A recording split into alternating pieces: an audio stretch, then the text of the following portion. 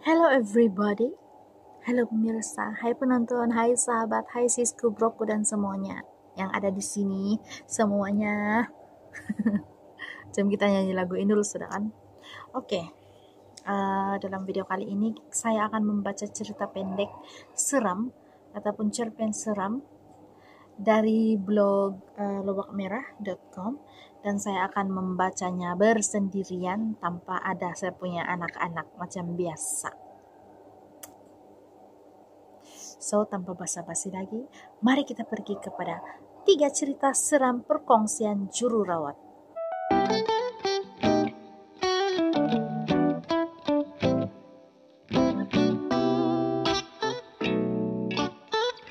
Tajuk besar kali ini ialah 3 kisah seram hospital yang dikongsi oleh juru rawat ni memang creepy habis by Nadia Ghaffar.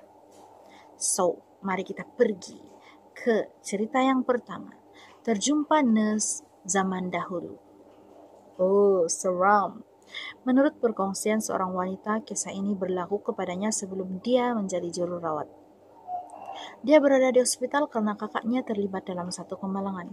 Ketika berada di sana lebih kurang jam 3 pagi, wanita ini telah turun ke bawah untuk membeli air dan kembali ke atas dengan menaiki tangga semasa berada di lorong hospital.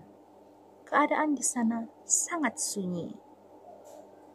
Dan di hujung lorong terdapat seorang wanita tua sedang berjalan ke arahnya. Wanita tua ini kelihatan berusia 70-an dan memakai pakaian juru rawat zaman dulu dengan kasut putih, stokin putih, dress putih, dan topi warna putih. Astaga, seram. Mereka berjalan ke arah bertentangan dan semakin hampir dengan satu sama lain.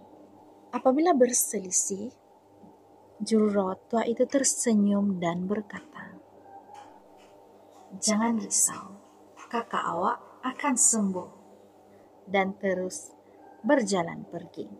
Sejurus selepas itu, wanita ini teringat dengan wajah juru rawat tersebut sama dengan gambar yang dia lihat ketika dia masuk ke dalam hospital tersebut. Gambar itu terdapat di lobi, bersebelahan dengan gambar doktor yang menubuhkan hospital tersebut. Pakaian juru rawat yang dipakai pun memang sama. Apabila dia menoleh ke belakang, wanita tua itu tidak lagi kelihatan dan dalam keadaan terkejut.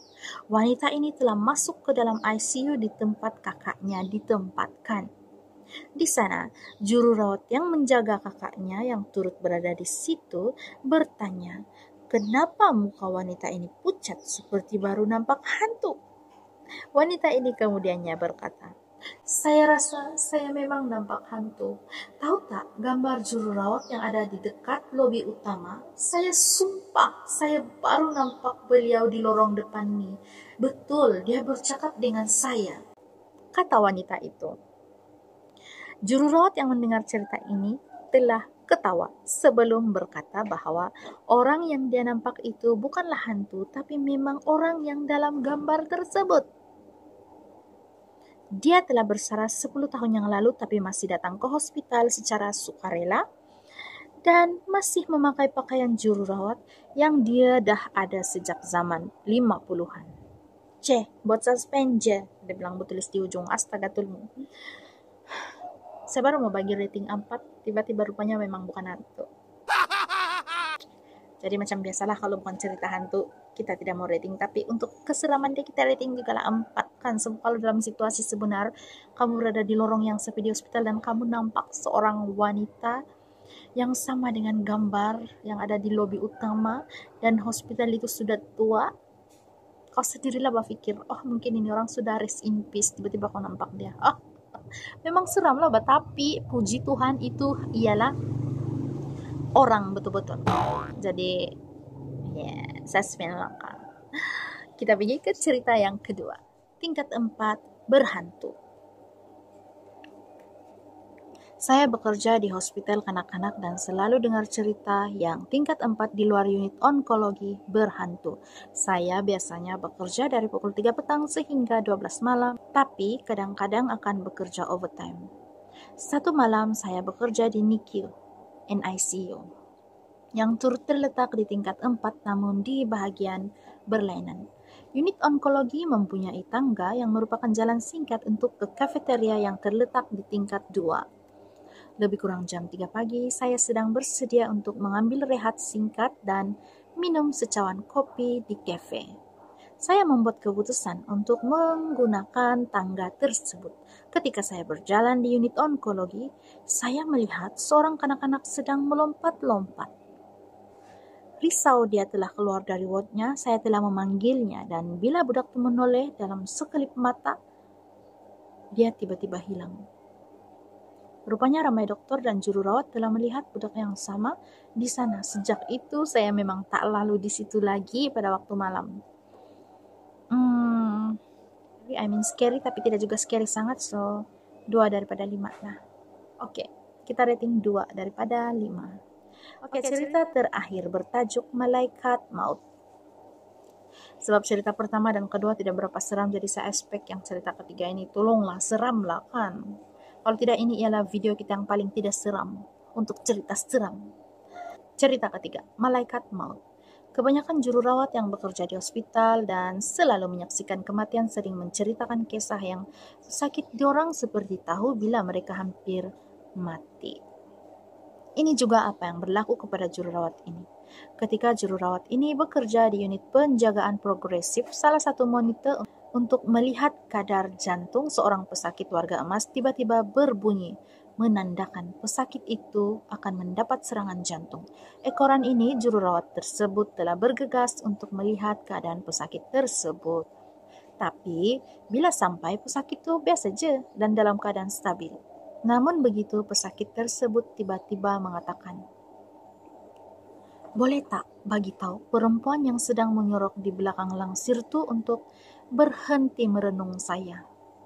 Dia asyik beritahu yang saya akan mati bila awak balik." Juru rawat yang terkejut dengan kenyataan itu telah keluar untuk menjelaskan perkara tersebut kepada juru rawat yang ditugaskan untuk menjaga pesakit itu.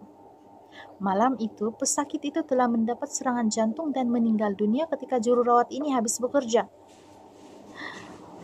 Oh, oke. Juru rawat yang terkejut dengan kenyataan keluar menjelaskan perkara tersebut kepada juru rawat yang ditugaskan untuk menjaga pesakit ini. Malam itu pesakit telah mendapat serangan jantung dan meninggal. Saya baca balik supaya saya paham. Saya harap kamu paham cerita. Jadi saya kasih rating dia sebagai 3.5. 3.5. Jadi perempuan yang sedang menyorok di belakang langsir itu ialah hantu apa? Mungkin dia malaikat maut dari drama Korea Goblin. Kenapalah cerita sekarang tidak menakutkan? Tapi apapun, itulah ending daripada video kali ini. Untuk next video, saya akan berusaha cari yang lebih menakutkan. Tapi itulah, saya tidak suka baca dulu baru saya rekam. Sebab saya mau yang fresh reaction macam sekarang. Sebab kadang-kadang saya baca macam tidak betul. Sebab memang itu first saya buka itu cerita dia. Saya tidak mau yang saya baca dulu, saya hafal dulu baru saya baca balik untuk kamu. Lepas itu saya punya reaction itu tidak genuine. So saya tidak suka yang begitu. Lebih baik saya salah-salah membaca daripada saya punya reaction tidak ikhlas. Sebab saya mau yang ikhlas-ikhlas belaka saja untuk kasih tengok kamu. Tengok bercakap pun tidak betul sudah. Oke, pemirsa, untuk cerita pertama kita tidak mau kasih rating, untuk cerita kedua kita rating 2, untuk cerita ketiga kita rating 3.5. So harapnya untuk next story ataupun cerpen horror kita akan ada lebih scary, dan juga mungkin kita akan mereaction juga video-video dari TikTok ataupun YouTube untuk kita mereaction video-video penampakan, adakah itu ialah fake, adakah itu ialah real. Dan video saya yang sebelum ini juga video tentang kami melihat video-video viral penampakan di TikTok, dan saya tanya pendapat anak-anak saya tentang this video is real ataupun fake. Dan ya, seronok juga buat video begitu sebenarnya. Thank you sebab kamu sudah menonton, thank you for supporting, dan jangan lupa subscribe kalau kamu first time datang ke channel saya. And see you on my next video. Tetap semangat melalui hari-hari yang akan datang. Bye awesome people.